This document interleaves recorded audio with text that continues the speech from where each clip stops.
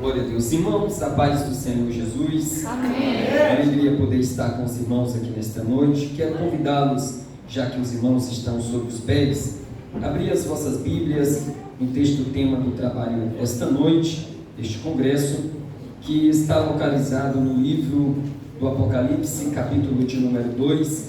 Nós vamos ler o verso de número 4, para nós ganharmos tempo.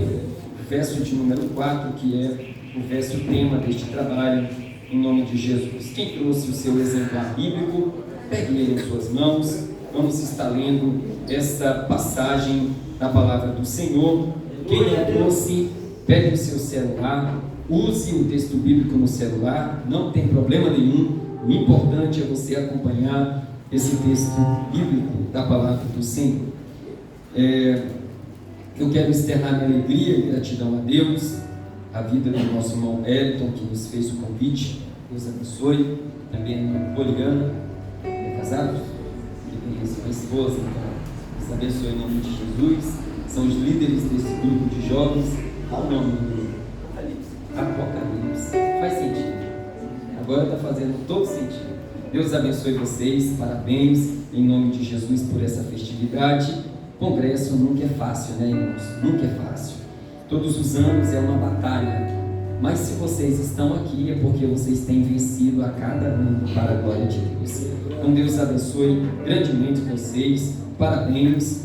Faltou a nossa camisa, mas tudo bem, a gente perdoa, né? Somos do reino. Deus abençoe vocês em nome de Jesus. Feliz aqui nesta noite por rever o meu amigo, pastor Miqueias. Deus abençoe sua família em nome de Jesus. Essa linda igreja que está sob os seus cuidados. E também a toda a sua família, todos os irmãos aqui. Deus abençoe.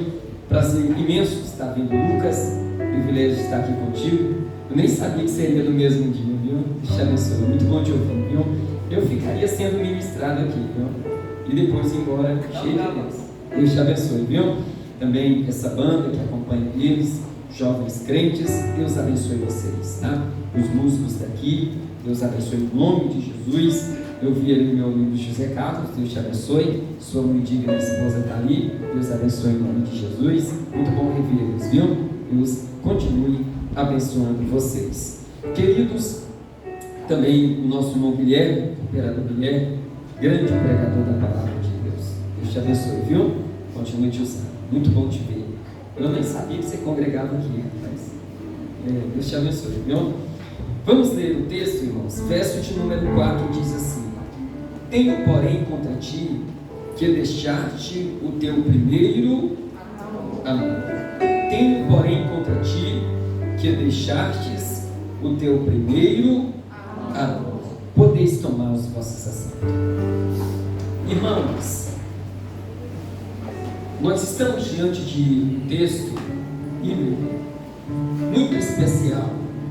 Esse texto ele está incluído num conjunto de textos e de cartas. Na verdade, é uma das 7 cartas que foi enviada às igrejas que estão na Ásia. Tais igrejas, elas são importantíssimas porque elas foram igrejas que estavam em desenvolvimento no ano de número 95, já da era cristã, né, irmãos?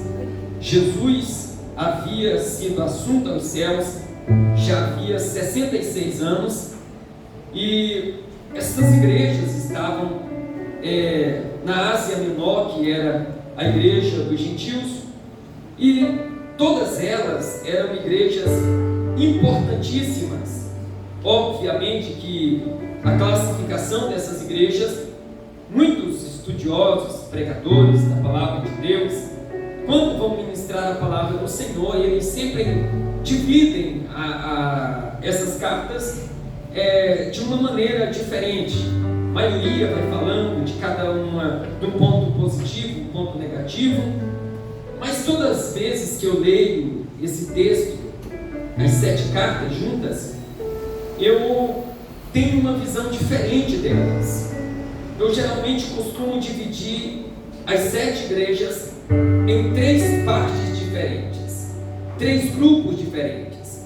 Cada um desses grupos, eles trazem comportamentos opostos, totalmente diferentes uns dos outros. O primeiro grupo que nós temos aí é o grupo tema do Congresso dos Irmãos, que é a igreja de Éfeso. A segunda igreja é a igreja de Sardes e a terceira igreja é a igreja de Laodiceia. Esse forma o primeiro grupo de igrejas, que é composto por 3 igrejas. E quais eram os comportamentos dessa igreja? Qual era o comportamento dessa igreja? Essas 3 igrejas estavam vivendo de maneira comum o esvaziamento espiritual. Então, quando eu olho para a igreja de Éfeso, quando eu olho para a igreja de Sardes e quando eu olho para a igreja de Laodiceia, todas elas nos traz sintomas de uma igreja que o Espírito Santo já não habita mais nela, mas está vivendo apenas de aparência. Segundo grupo de igreja, que eu sempre divido usando as 7 igrejas da Ásia, é a igreja de Pérgamo e a igreja de Tiatira. E esse grupo, ele traz um outro comportamento. Qual o comportamento, pastor? O comportamento mundano. Ambas as igrejas viviam com traços e com comportamentos mundanos. É só olhar as características dessas igrejas que nós vamos ver comportamentos de ímpio dentro de uma igreja onde deveria ser santa. E o terceiro grupo é a igreja de Esmirna e a igreja de Filadélfia, formando assim o último grupo, que também traz traços e comportamentos diferentes desses demais que nós citamos. E que comportamento era esse? Era um comportamento de uma igreja fiel. Então, quando nós olhamos para todas essas igrejas da Ásia, nós vemos esses sintomas e esses comportamentos. E por que elas estão aqui descritas exatamente no livro das Revelações? Porque ela nos traz o despertamento para que tipo de igreja deveremos ser hoje. Quando nós olhamos somente para a igreja e lemos ela de maneira superficial, não compreendemos a revelação daquilo que o Espírito Santo quer dizer à igreja. Mas quando nós observamos todo o seu contexto, nós compreendemos a linguagem que Jesus queria nos trazer para os dias atuais. Irmãos, a Bíblia diz que estas igrejas estavam vivendo 66 anos. Segura no banco aí para não cair. Escute essa palavra. Eles estavam vivendo 66 anos depois que Jesus havia se revelado a eles. Irmão, não é nem um século depois deles ter conhecido Jesus, é apenas 66 anos depois deles conhecer Jesus, e essas igrejas já estavam vivendo tais sintomas. E hoje nós estamos vivendo, irmão, e desculpa usar essa palavra, mas não tem como eu não falar isso, porque o Espírito Santo me impulsiona a falar isso pela palavra. Se há 66 anos depois que Jesus estava na terra sendo assunto ao céu, a igreja já estava com sintomas e vivendo esse sentimento em seu coração, imagina como não está a igreja de hoje, irmão. E nem adianta a gente vir aqui dizendo que nós somos uma geração super poderosa. Está parecendo que nós somos aquele desenho das meninas super poderosas, e nós não somos não, irmão. A gente está subindo nos púlpitos ou participando de congresso e ouvindo pregadores, Guilherme. Eu já te ouvi pregar, você é uma bênção, mas nós estamos ouvindo alguns pregadores por aí que está dizendo que a nossa geração é a geração mais poderosa, que a geração nossa é a geração mais preparada, que a nossa geração, irmão, é a geração que tem mais força para vencer Satanás. Mas quando a gente fala isso, a gente está se enganando a nós mesmos, irmão, porque quando nós vamos para a luz da palavra de Deus, ela vai dar o diagnóstico certo do que é uma igreja fiel e do que é uma igreja mundana e o que é uma igreja que o Espírito de Deus já não está nela. Irmão, isso é muito difícil de se pregar, mas eu não posso sair daqui sem preparar o teu coração, sem fazer com que você conserte o teu altar aqui nessa noite e sem fazer com que eu mesmo me desperte aqui neste lugar. Eu vim aqui nessa noite para que o Espírito Santo de Deus não fique do lado de fora como em muitas festas, mas que ele possa entrar aqui nessa noite, entrar em cada coração de jovem e ele olhar para dentro dele mesmo e dizer: é noite de mudança. Peraí, eu vou ter que apertar o botão de reset na minha vida,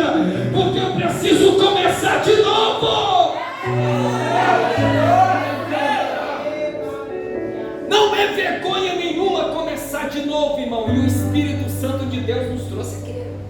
O pastor Osias, o irmão Lucas, trouxe todos nós aqui, irmão, para a gente apertar esse botãozinho sem vergonha nenhuma, meu irmão, e começarmos de novo.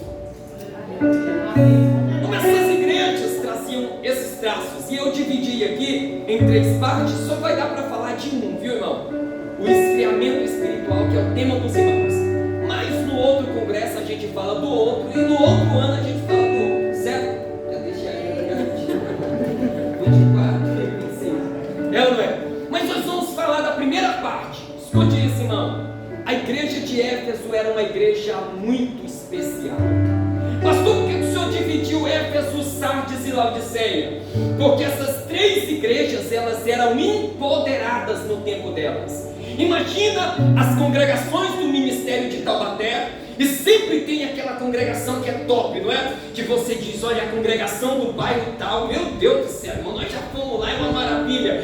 Sempre tem aquela congregação que se destaca uma da outra. Éfeso era a congregação padrão, a congregação chefe de todas as outras. Ou seja, vamos supor que Éfeso era a sede do ministério Taubaté. Sardes e essa igreja de Laodiceia eram 2 congregações referência. Todas as vezes que falava de igreja na Ásia, todo mundo já dizia a igreja de Sardes.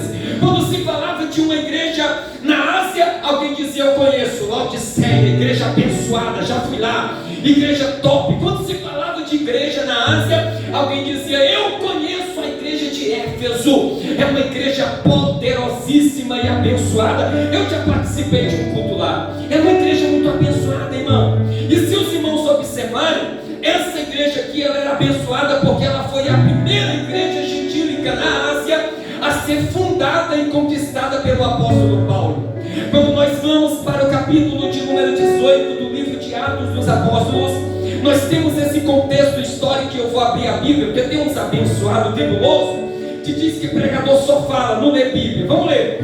No capítulo de número 18, a Bíblia diz que o apóstolo Paulo, ele chega nessa região gentílica, e lá nessa região, a Bíblia diz que ele vai levar consigo 2 discípulos. Um dos discípulos, versículo de número 18, o discípulo é Priscila e o outro é Áquila. Observe, e Paulo ficando ainda ali, versículo 18 do capítulo 18 de Atos, muitos dias despediu-se dos irmãos, e dali navegou para a Síria, e com ele Priscila e Áquila, tendo rapado a cabeça em Creta, porque tinha o voto, e chegou a Éfeso, e deixou-as ali. Mas ele, entrando na sinagoga, disputava com os judeus. Olha para mim aqui, irmão. Quando Paulo chegou na cidade de Éfeso, ele chegou com 2 discípulos, Priscila e Áquila. Observe, Priscila e Áquila, porque todas as vezes que você for ouvir falar desses 2 discípulos, é um homem e uma mulher, mas a Bíblia sempre cita o nome da mulher primeiro, não é, irmão? Priscila e depois Áquila, que é o homem. E às vezes a gente fica, não, deve ser erro de escrita. Não é não, meu irmão. Já viu o casamento que a mulher põe o nome dela primeiro e depois põe o do homem? E eu tenho até vergonha quando eu vou em casamento assim. Dá um parecer de que quem manda é a mulher. A gente já sabe que quem manda é a mulher. Deixa pelo menos na hora do casamento a gente pôr o nome da gente na frente, não tem problema. Mas quando a gente olha aqui, a gente observa que quem mandava mesmo, irmão, quem tinha mesmo a unção, a graça, o Espírito de Deus pairava mesmo, era na vida da Priscila, meu irmão. Áquila estava sendo apenas acompanhado pelo ministério de Priscila, e glória a Deus por isso. Eu não estou criticando as mulheres, não. Se a Priscila era cheia de Deus, Áquila escolheu a mulher certa, porque ele podia ter escolhido uma tribulosa, mas escolheu uma mulher cheia do Espírito Santo de Deus. Pense numa mulher cheia da graça de Deus, meu irmão. Era esta mulher, louvado seja o nome do Senhor. E em Éfeso, a Bíblia diz que Priscila e Áquila param diante da cidade poderosíssima, e eles observam um homem ministrando a palavra de Deus. Você sabe qual era o nome deste homem, irmão? Apolo. Apolo, a Bíblia diz que ele era poderosíssimo nas palavras. O verso de número 24 diz: e chegou a Éfeso, e um certo judeu chamado Apolo, natural de Alexandria, homem eloquente e poderoso nas escrituras, este era instruído no caminho do Senhor, fervoroso de espírito Espírito, o Espírito aqui é o Espírito dele, falava e ensinava diligentemente as coisas do Senhor, conhecendo somente o batismo de João. Então esse homem, mesmo tendo muito conhecimento da palavra de Deus, mesmo ele sendo um homem eloquente, até aquele momento ele era um crente batista. Eu não estou falando da igreja batista, irmão, eu estou falando que ele era um crente que vinha do discipulado de João Batista. Observe, irmão, o batismo de João Batista não é o mesmo batismo que a igreja prega hoje. O batismo de João Batista era para arrependimento. O batismo hoje é em nome do Pai, do Filho e do Espírito Santo. João Batista não podia nem batizar em nome do Pai, do Filho e do Espírito Santo, porque até aquele momento eles não tinham visto eles, mas ele batizava para arrependimento. Hoje não, hoje o batismo não é para arrependimento, hoje o batismo é uma confissão de fé, é você demonstrando para o mundo inteiro que você já entregou a tua vida para Jesus, que aquele velho homem e aquela velha mulher que existia será sepultado naquele momento, e quando você subir das águas, vai subir uma nova criatura, alguém lavado no sangue poderoso de Jesus. Louvado seja o nome do Senhor.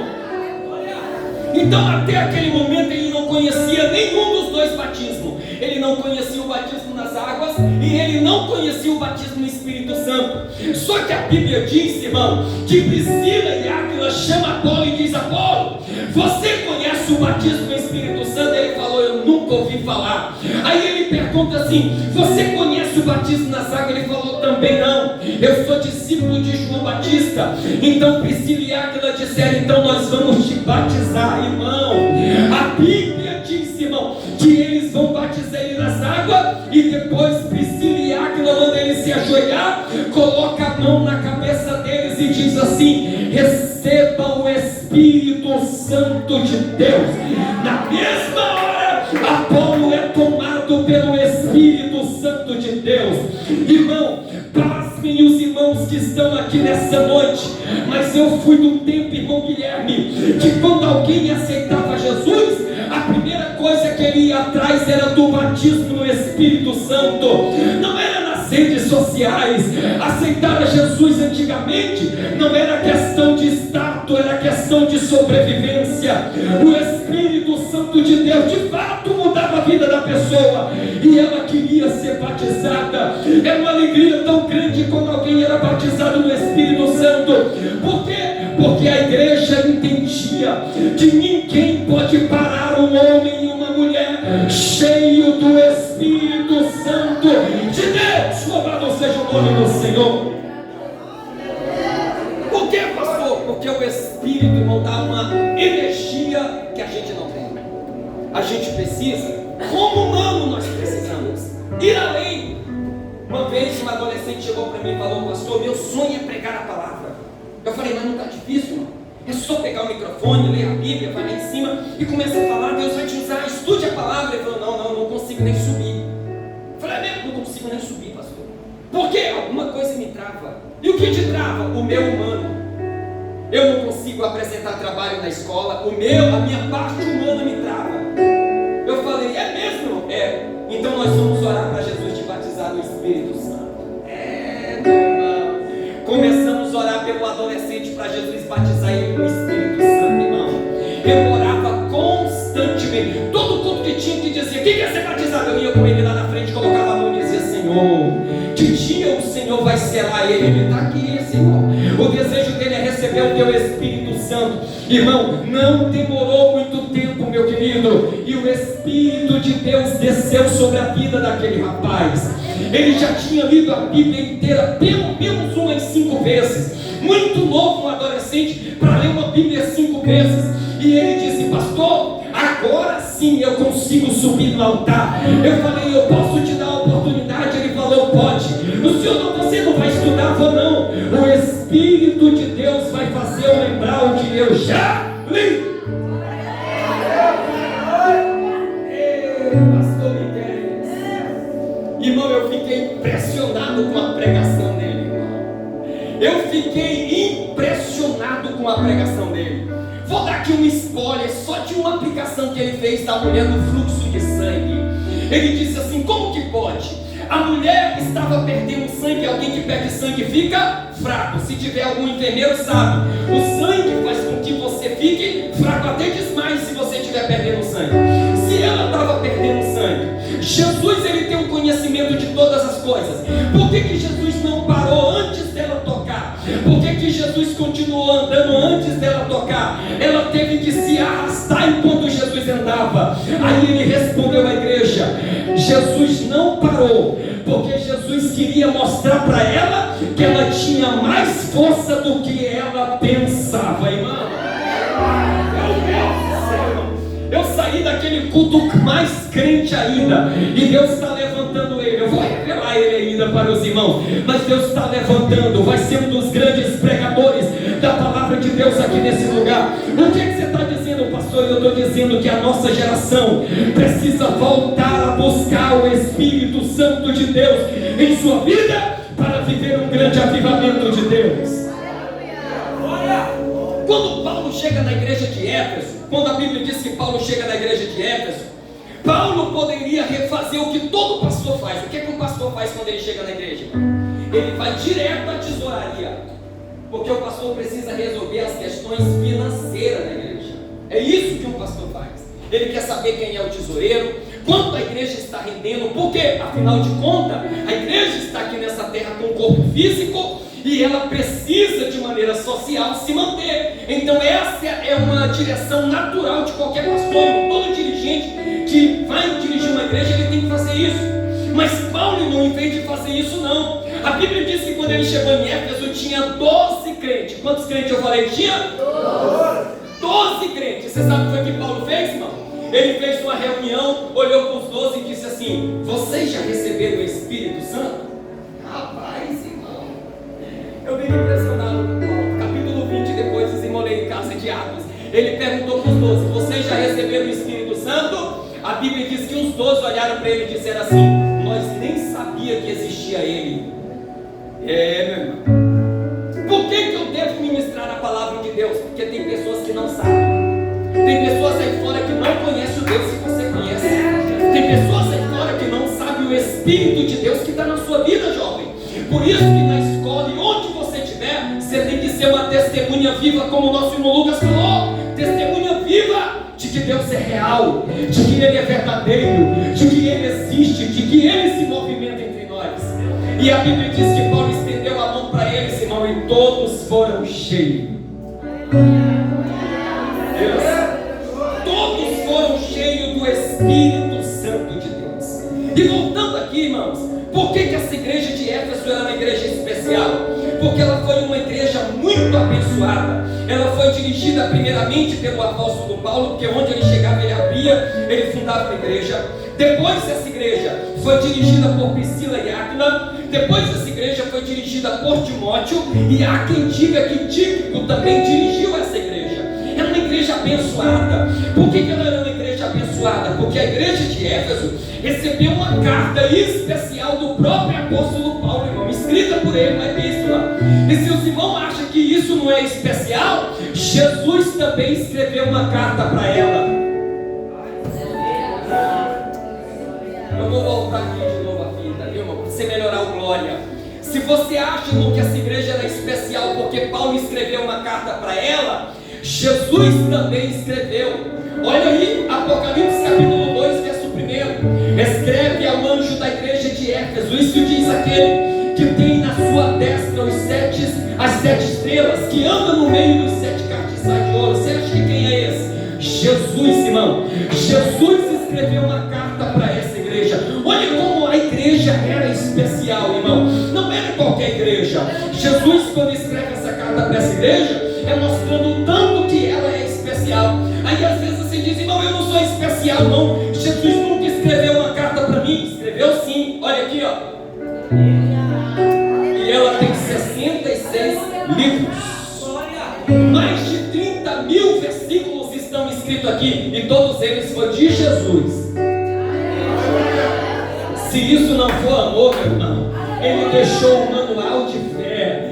Qualquer pessoa que está disposto a tirar a própria vida, é só ler isso aqui aqui, irmão, imagina só, aqui Ele te fala que te ama quantas vezes você precisar, aqui Ele te levanta quantas vezes você precisar. Então Ele escreveu a carta para a igreja de Éfeso, e quando Ele escreve a carta para a igreja de Éfeso, Ele traz inúmeros benefícios a essa igreja, irmão, inúmeros elogios a essa igreja. Ela era uma igreja que trabalhava, era uma igreja que tinha paciência, era uma igreja, irmão, que ela puseste os mãos para fora, era uma igreja que provava os apóstolos, não era qualquer um que pregava no altar, eles sabiam quem pregava heresia e eles colocavam eles para fora. Não, aqui não, aqui você não vai fazer os membros ficar doentes, não. Era uma igreja, irmão, que encontrou os mentirosos, tinha um monte de mentiroso, aonde tinha um mentiroso ela identificava. Então ela era uma igreja muito abençoada. Só, irmão, que de todas essas características da igreja, a Bíblia diz que Jesus falou que faltava uma coisa nela. O que é que faltava, irmão? Faltava só uma: o amor, irmão. Quando a gente faz as coisas, irmão, e não faz por amor, não serve de nada. Oh, você pode ter tudo na sua vida, mas se você não tiver amor, de nada adianta. Então, quando ele dá o diagnóstico, ele diz assim: é uma igreja sem amor. Posso dizer uma coisa para os irmãos? Era uma igreja que tinha se esvaziado espiritualmente. O Espírito de Deus já não estava entre eles. Eles não tinham mais a graça de Deus. Por que isso não estava entre eles? Porque quem tem o Espírito Santo de Deus, irmão, a primeira característica dele é o amor. Bom, você já ouviu o que Paulo fala para os irmãos em Corinto? Capítulo 13, ele diz: olha, existem muitos dons, escolheu os melhores, mas o amor supera todos. Sabe o que ele está dizendo? Você pode ter todos os dons de língua, profecia, pode até paralítico levantar, mas se você não tiver amor, você faz as coisas por motivos errados. O problema da igreja de Éfeso é que tudo que eles faziam era pelas motivações erradas. Não é o que a gente vive hoje, irmão? A maioria dos cultos nós assistimos por motivos errados. Não é? Eu tenho um monte de irmão que me manda mensagem toda vez que o culto, que está chegando a hora do culto, ele me manda: pastor, eu não vou poder ir hoje. Pastor, olha, com medo de eu ficar com raiva deles, porque eles não foram para o culto. Irmão, se o pastor Ezequiel, né, nós que somos humanos, ficamos tristes quando alguém perde o culto, e não é porque a gente quer morrer. Imagina o sumo pastor, irmão. Quando você entristece alguém da terra, você precisa primeiramente entender que para chegar nessa pessoa da terra, você primeiro machucou Deus. Então, quando o líder te convoca a orar, quando o líder te convoca a estar nos cultos, quando o líder te convoca a consagração, quando o líder te repreende, não é porque ele te odeia, é porque ele te ama, é porque ele quer você vivo, é porque ele quer você de pé. Só Deus sabe o preço que vocês pagaram para o vocal estar como está aqui hoje, para estarem aqui na presença do Senhor, para esse congresso acontecer. E por que aconteceu? Porque pelo menos um irmão está amando aí. É um amor incondicional. Você perde para que a pessoa que você ama ganhe, meu irmão. Esse amor aqui que a Bíblia está falando, não vai dar tempo de falar, mas ele está falando do mesmo amor conjugal, o primeiro amor. Quando você ama alguém, você encontra e você vai se tornar uma só carne com essa pessoa. É o amor do casamento. Os jovens não conheceram ainda, os solteiros, mas vocês vão conhecer. É o amor do casamento, irmão, é maravilhoso. Meu Deus, irmão. E quem viveu o primeiro amor? Pelo amor de Deus, irmão. O primeiro amor é terrível, a gente nem dorme, irmão. Nem dorme. É ou não é? A gente fica: meu Deus, será que ela está pensando em mim? É ou não é? Será que ele está pensando em mim? Será que ele me viu na igreja hoje? Então começaram a namorar, meu amor, antes deles estarem juntos. Imagina, antes de estar junto, irmão, como que não é? Eu fico imaginando Deus lá na eternidade, se levantando do trono, olhando para a terra e apaixonado pela igreja. Mas Deus, olha para mim aqui, não podia ficar junto com a igreja. Por que não podia ficar junto com a igreja? Porque nós somos pecadores. Ele é justo e nós somos injustos. Era impossível. Pensa comigo aqui, irmão. O salário do pecado é a... Romanos capítulo de número 3, versículo de número 23. O salário do pecado é a... Então eu e você que estamos aqui estávamos debaixo de uma condenação. Qual era a condenação? E qualquer juiz, irmão, injusto, chamaria você ao tribunal e diria assim: ó, eu te absolvo. Isso é um juiz injusto. Ele sabe que você é culpado, mas ele te absolve. Esse é um juiz fraudulento. Mas um juiz justo, sabendo que você é culpado, o que é que ele faz? Te condena. Não é? Agora olhe para mim aqui, irmão. Se Deus, eu acho isso maravilhoso, se Deus é santo e não pode se aproximar de nós porque nós não somos santos, puro, então é impossível ele se relacionar com a gente. Mas também, se Deus é justo e nós somos culpados da morte, ele também não pode se relacionar com nós. Por quê? Porque no dia que ele nos encontrar, ele é obrigado a nos matar. Porque se ele não fizer isso, ele não é um Deus justo. Ele perde seu atributo de justiça. Quem entendeu? Pastor, então como que Deus fez para que ele pudesse se relacionar comigo e com o senhor que está aí ministrando? Olha para mim. A Bíblia diz em João 3,16: então Deus amou o mundo de tal maneira. Tenta explicar para quem está do teu lado. Não está, meu irmão? De tal maneira. Qual maneira? Que deu seu Filho unigênito, para que todo aquele que nele crê não pereça, mas tenha a vida Então o que ele fez? Ele fez um plano perfeito. Qual é o plano perfeito? Você até conhece o louvor, né, irmão? O plano perfeito. Ele fez um plano perfeito. Qual é esse plano perfeito? Ele disse assim: a única forma de eu me relacionar com eles é se eu puder cumprir a minha justiça neles. Aí, se eu cumprir a justiça neles, eu mato todo mundo. Aí Jesus disse: então eu desço. Aí Jesus desce. E quando Jesus está na cruz, olha para mim, irmão. Quando Jesus está na cruz, Jesus não está morrendo sozinho. Ele está morrendo por mim e por você, tomando o meu e o teu lugar. Então, quem deveria morrer, pastor? Era eu e você. Mas quem que morreu? Jesus. Quem era condenado à morte? Era eu e você. Mas por que Jesus foi condenado? Porque essa era a única forma de Deus se aproximar de nós. O que você está dizendo, pastor? Olhe para mim. Agora ele não precisa mais te matar. Por quê? Porque um justo já morreu no teu lugar. Coisa linda, né, irmão? Um justo já morreu no teu lugar. Pastor, é isso mesmo, meu irmão? E esse justo que morreu no meu e no teu lugar, ele morreu para que eu e você tivesse o quê? Vida eterna. Uma vez que Jesus morreu no meu e no teu lugar, agora Deus consegue se comunicar com o homem. Como é que ele faz isso? Através de Jesus. Por isso que Jesus disse assim: eu sou o artigo definido, não tem outro. Eu sou o caminho, a verdade e a vida.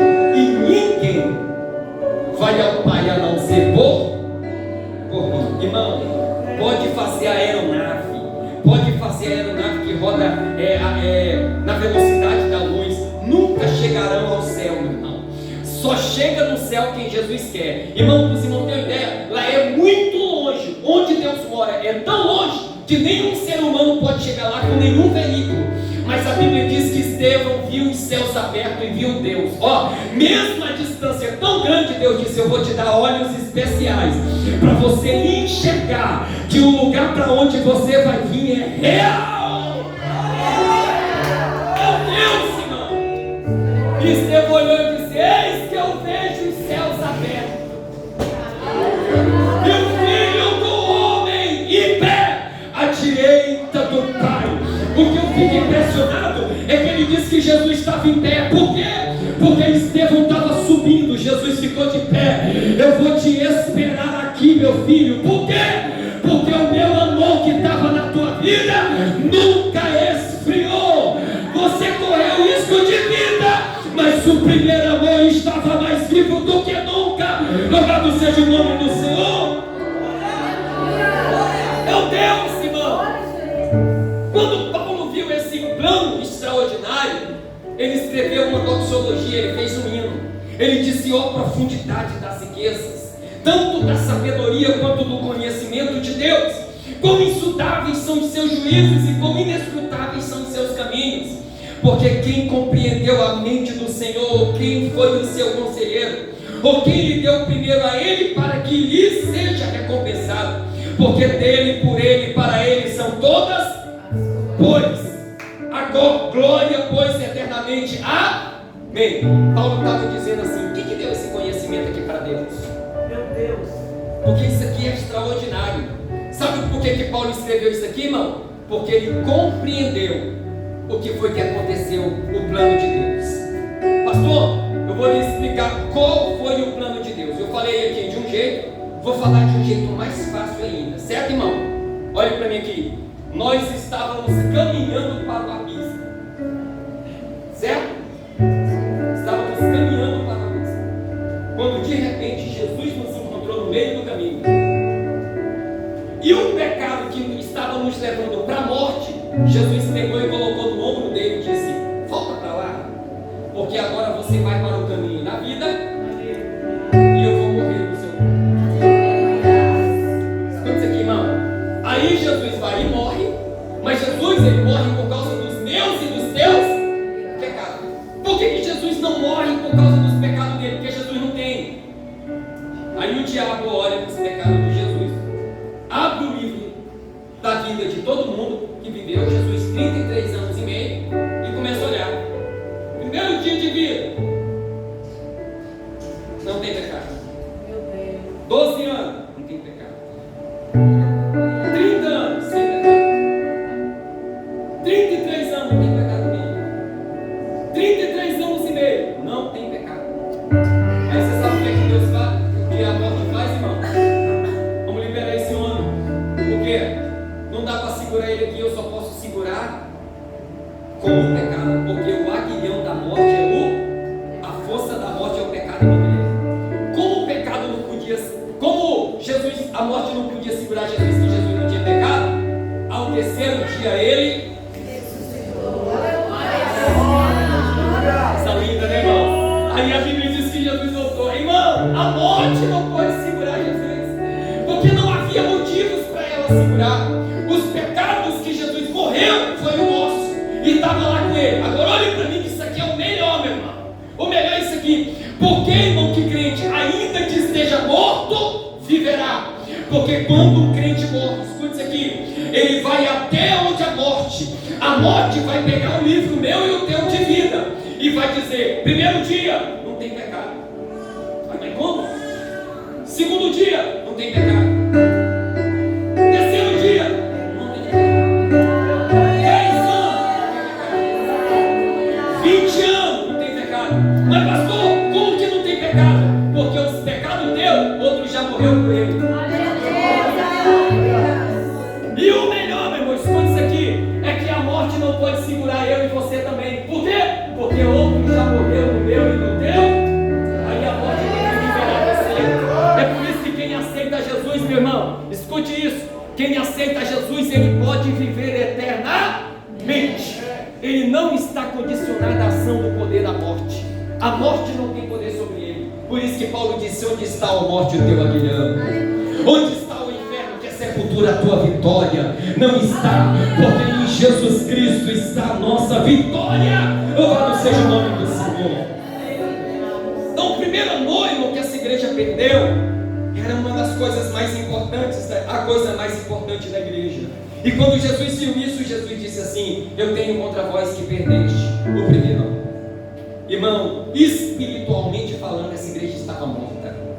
Não havia mais ânimo espiritual. E olhe para mim aqui, eu estou falando de mover do Espírito Santo. Eu não estou falando simplesmente de glória a Deus e aleluia. Eu estou falando do mover, da ação do Espírito Santo no nosso meio, irmão. É disso que eu estou falando, do poder do Espírito Santo no nosso meio. Existiu um pastor lá na nossa igreja, no Maranhão. Ele era muito simples, pastor Miquelis. E ele ficava o tempo todo sentado aqui na cadeira aqui, irmão. Sentava o tempo todo. Pensa, irmão, velhinho. Ia pro culto, ficava assim, não aguentava, irmão, andar. Ele era alto, já de idade, não conseguia andar. Mas ele ficava o tempo todo: glória a Jesus, glória a Jesus, glória a Jesus. O culto inteiro, de olho fechado: glória a Jesus, glória a Jesus. Quando o pregador terminava de pregar, irmão, ele levantava na cadeira e ele saía com os braços abertos no meio da igreja. Onde ele passava, Jesus batizava. Jesus curava. Pense no homem cheio da graça de Deus. Isso é mover do Espírito, irmão. Aonde o Espírito de Deus está, meu irmão, aí há liberdade. Você tem liberdade para profetizar. Você tem liberdade para orar por enfermo. Você tem liberdade para operar, meu irmão, neste lugar aqui, através da ação do poder do Espírito de Deus em sua vida. Então ele tinha perdido o primeiro amor.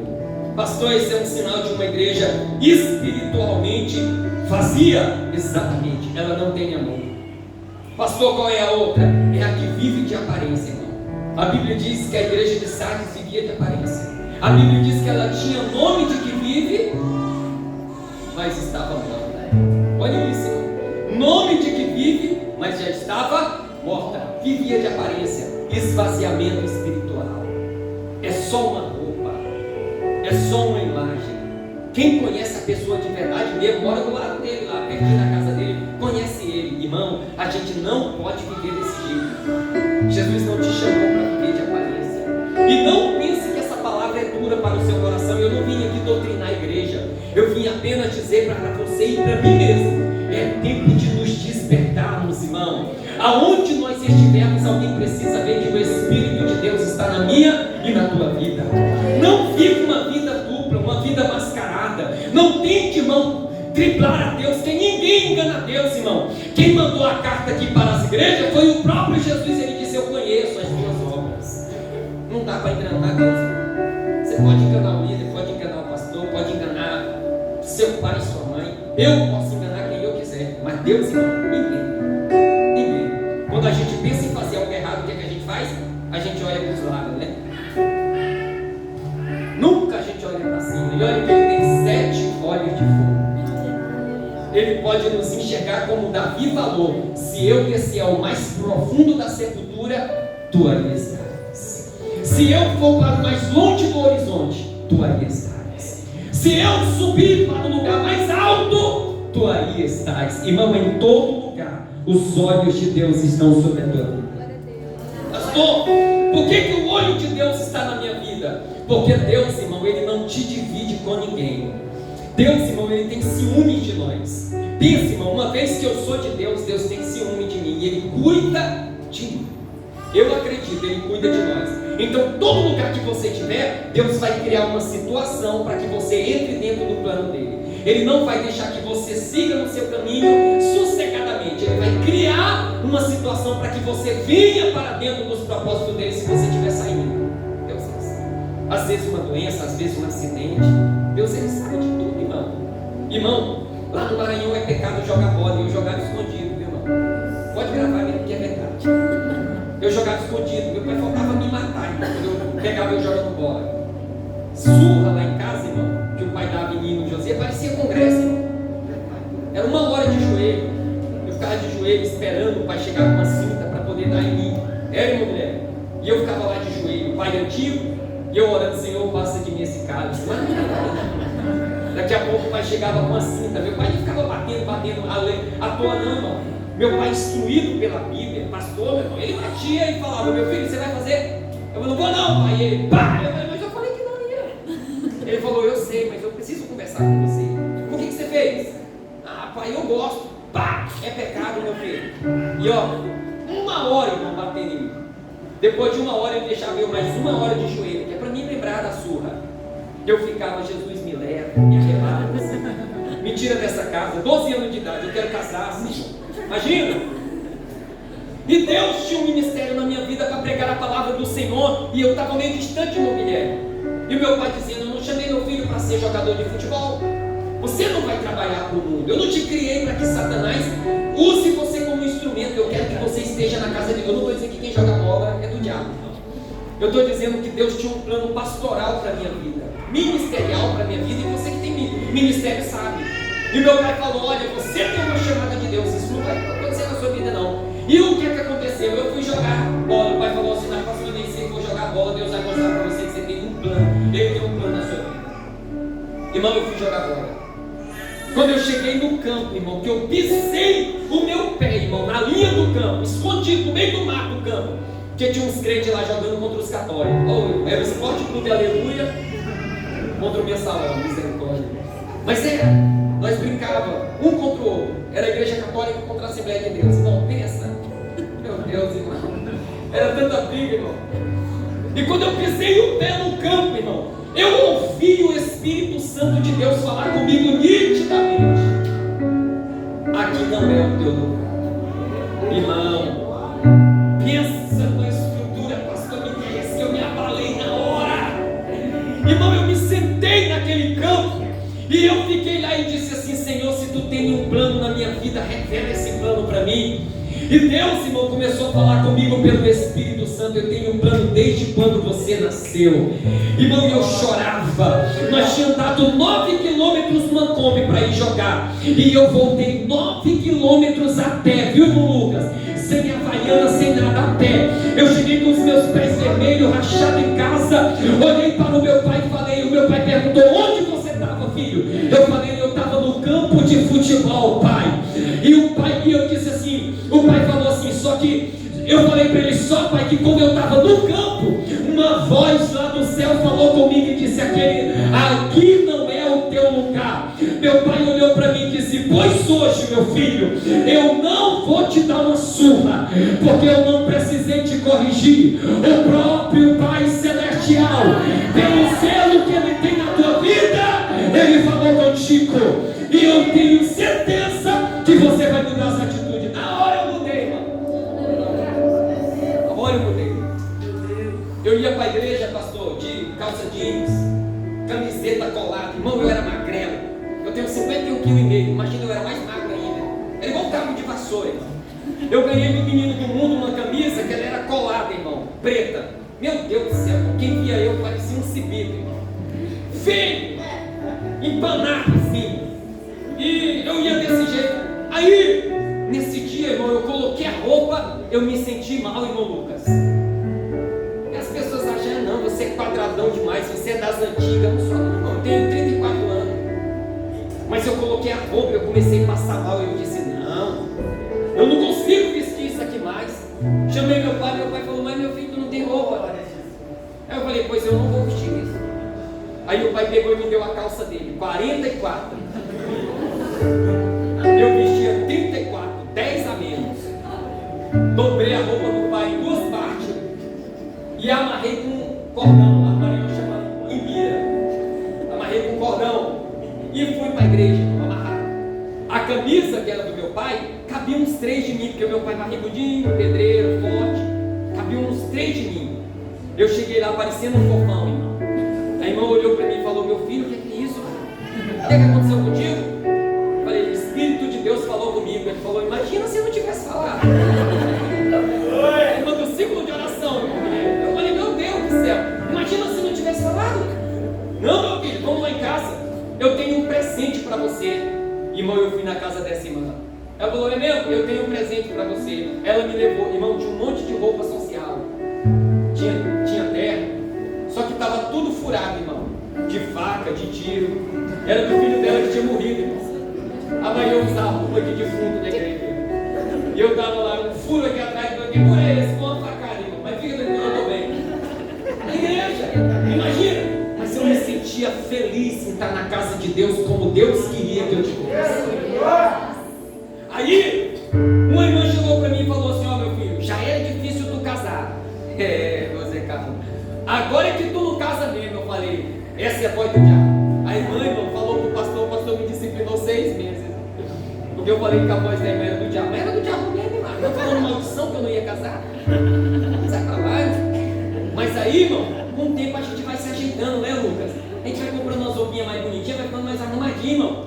Vai ficando aí, a gente consegue casar. Mas no início, irmão, foi assim, o Espírito Santo. Pode olhar, quem tem o Espírito Santo de Deus, ele não fica preocupado o dia inteiro, o culto inteiro com roupa, não, irmão. Não termina o culto, ela tá lá, irmão, com tudo manchado o rosto, cabelo assanhado, tira foto dando risada, feliz. Depois olha para o congresso de 2023 e misericórdia. Mas não é que o Espírito Santo de Deus está na vida, ele não olha para essas coisas. Você está no primeiro amor, irmão. O primeiro amor, você não vem para olhar o pregador. O primeiro amor, você não vem para ver quem toca bem, quem canta bem, quem louva bem. Não! O primeiro amor, você vem simplesmente para adorar. para glorificar, para derramar as tuas lágrimas que você segurou o ano inteiro, para poder derramar neste lugar e dizer: valeu a pena cada renúncia, valeu a pena renunciar ao pecado, valeu a pena renunciar à prostituição, valeu a pena dizer não para aquele namorado do mundo, dizer não para aquela namorada do mundo e dizer sim para aquele que mudou a minha vida. Valeu a pena! Oh glória! Oh glória! É isso, irmão, que é o primeiro amor. Eu encerro aqui, irmãos. Irmão, viver no primeiro amor é uma das coisas mais maravilhosas que nós temos. Só que olha aqui, irmão, aqui é a advertência: lembra-te, pois, de onde caíste. Por que a Bíblia diz lembra-te, pois, de onde caíste? Porque é normal, irmão, normal, quando a gente se afasta do amor de Deus, quando a gente perde o primeiro amor, irmão, a gente não perceber isso. Então a gente não sabe onde caiu. A gente precisa voltar à memória onde foi que deu errado, para a gente poder voltar à vida e começar tudo de novo. Pastor, por que eu tenho que fazer isso? Porque se você não fizer isso, irmão, você vai estar igual a igreja de Laodiceia. Eles achavam que era rico, eles achavam que eram poderosos, eles achavam que enxergava mais que todo mundo e que era a igreja mais top. Jesus disse assim: vocês são pobres, miseráveis, cego e nu. E a igreja que vocês pensam que eu estou do lado de fora batendo na porta para ver se alguém abre. Que isso, pastor? O amor, irmão, não ter o amor de Deus em sua vida faz isso, faz você cair e nem perceber onde caiu. Então a advertência de Deus é: lembra-te. Por quê? Porque virei a ti e tirarei do teu cartiçal. Irmão, você sabe o que é cartiçal aqui, irmão? É a luz, irmão, que ilumina entre nós. A ordem de Deus é: eu vou tirar de vocês. Irmão, a melhor coisa que aconteceu na minha e na tua vida foi a luz de Deus nos encontrar. Sabe por que 80% dos milagres de Jesus foi na Galileia? Porque o profeta Isaías profetizou: a terra que estava em trevas viu uma grande luz. Ou seja, toda essa região da Galileia era a região mais tenebrosa que existia. Foi para lá que Jesus foi. E a maioria de todos os milagres aconteceu lá. Quem estava em trevas viu uma grande luz. É só dar uma olhada, irmão. A Bíblia diz que aquele menino no caminho de Emaú, a Bíblia diz que aquele jovem estava sendo levado na aldeia de Naim, ele estava em trevas, havia morrido. Essa é a pior de todas as trevas. Jesus chegou lá para dar luz para ele. Olha, a companhia da luz estava chegando, aonde a companhia das trevas estava saindo. Quando Jesus chegou, não foi as trevas que dominou, foi Jesus que dominou. Onde Jesus chegava, a luz dominava. Quando Jesus chegou em Gadara, que era também uma região das trevas, a Bíblia diz que Jesus não proferiu nenhuma palavra. Só dele chegar, o demônio se manifestou. A questão, por que Jesus não falou? Não precisou, irmão. A presença de Jesus já foi uma mensagem para as trevas. Aonde chegou a luz, as trevas vão embora. Louvado seja o nome do Senhor. Qual é a ordem de Deus para mim e para você aqui? Cuidado! Eu vou vir. E quando Jesus vir, irmão, ele vem como um ladrão. Ele vem como um ladrão. Nem deu tempo de falar dos nicolaítas aqui, mas ele vem como um ladrão. Sabe o que é que Jesus está dizendo? Ele vem de surpresa. Ele fala isso para a igreja de Sardes. Ele vem de surpresa. Irmão, Jesus vai pegar eu e você de surpresa, viu, irmão? Se a gente não estiver preparado. Ladrão avisa que está chegando? Não. E Jesus não está usando o sentido ruim, irmão. Jesus está usando o sentido normal da palavra ladrão mesmo. Chegar sem ninguém saber. É isso que Jesus vai fazer. De surpresa. Se eu e você não estivermos prontos, nós vamos ficar. Mas há uma ordem de Deus, ao que vencer. Sabe por que ele falou aqui ao que vencer? Porque ele está dizendo aqui: ainda há esperança. Viu? Se eu lembrar onde eu caí, ainda há esperança. Ele diz assim, ó: ainda há esperança. Ao que vencer, dar-lhe-ei da árvore na vida. O desejo de Satanás não foi isso? Tirar a nossa vida eterna? Foi quando a pessoa cai, ela morre espiritualmente. Ele está dizendo aqui, ó: mas vai ter vida. Vai chegar na árvore da vida. Vai ter acesso aí à vida. Isso aqui é uma figura de linguagem. O desejo do inimigo em te afastar desse primeiro amor é que você morra. O meu desejo é que você seja um vencedor e que vive eternamente. Esse é o desejo de Deus. Então, para minha e para a tua vida. Se coloque de pé em nome de Jesus. Eu encerro aqui. Que Deus abençoe essa igreja. Que Deus abençoe os irmãos. Que Deus abençoe cada um dos jovens que estão aqui nessa noite. Lembra-te, pois, de onde caíste. Oh, irmão, precisamos lembrar aonde nós caímos. Pastor, e quando que eu sei que eu caí? Quando a minha vida espiritual não é mais a mesma. Irmão, já aconteceu com muitos amigos meus. Eles disseram assim: pastor, quando eu vou ler a Bíblia eu começo a dormir. Engraçado que a gente passa a noite inteira na TV e não dorme. Não é, irmão? Na internet não dorme, no celular não dorme. Só que é engraçado que se você abrir a Bíblia no celular, você dorme. O problema não é a rede social, irmão. O problema é espiritual. Que é, pastor? Lembra de coisa onde você cai. O que deve ser a palavra de Deus para mim? Olhe para mim aqui, as meninas e os meninos. Deve ser igual, irmão. Deve ser igual aquele sorvete, irmão. Viu? Do McDonald's. Quanto mais você chupa, mais você quer. Isso aqui, irmão, tem que ser igual chocolate. Quanto mais você morde, mais você quer. Quando não for, lembra depois onde caíste. Quando você não quiser ir mais ir para a igreja, lembra depois onde caíste. Não põe culpa no pastor, não põe culpa no líder, não põe culpa no pregador. Lembra depois onde caíste. Toda vez, irmão, que você for fazer algo para Deus e for difícil, lembra onde você caiu. Porque só acontece quando você não está no primeiro amor. Quem está no primeiro amor, irmão, você pode dizer para ele: ó, o congresso esse ano vai ser fogo.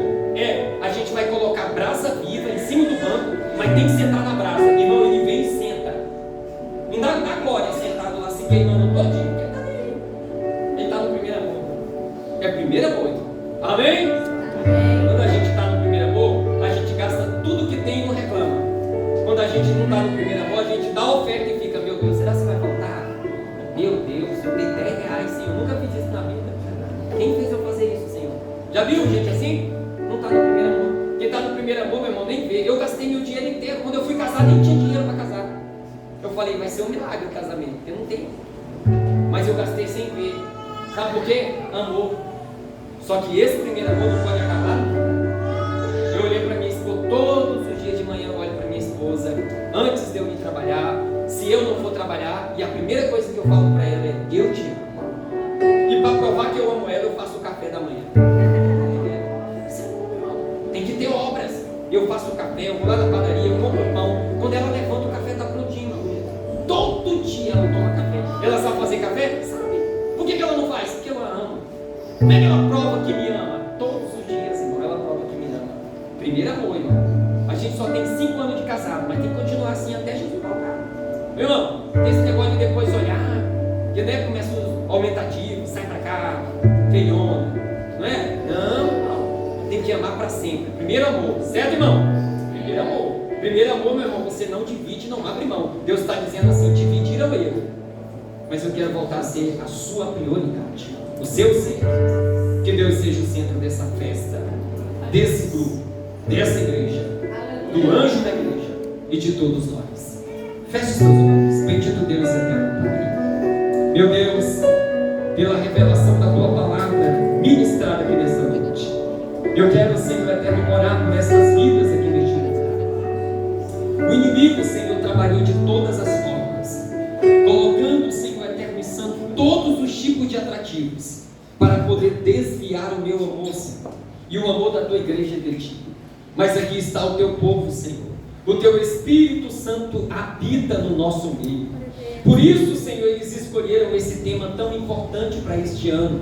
Um tema, Senhor, que desperta-nos, ó Pai, a voltar ao primeiro amor.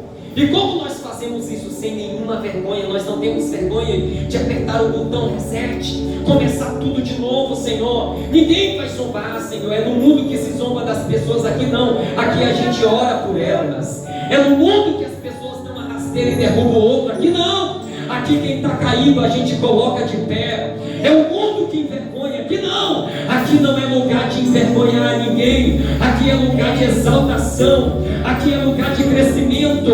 Aqui Aqui não é lugar de morte, é lugar de vida. Aqui é lugar de bênção, Senhor. E eu quero te apresentar este grupo Apocalipse, Senhor, que eles continuem sendo esta revelação dos dias atuais para esta igreja, para o povo, para a humanidade, para as nossas vidas. Senhor, traz-nos de volta ao teu primeiro amor. Não nos lance fora da tua presença. Não retire de nós o teu Espírito Santo, mas que ele continue vivo em nossa vida, não somente hoje, mas para todo sempre. É o que nós te pedimos, em nome de Jesus. Amém. Que Deus abençoe.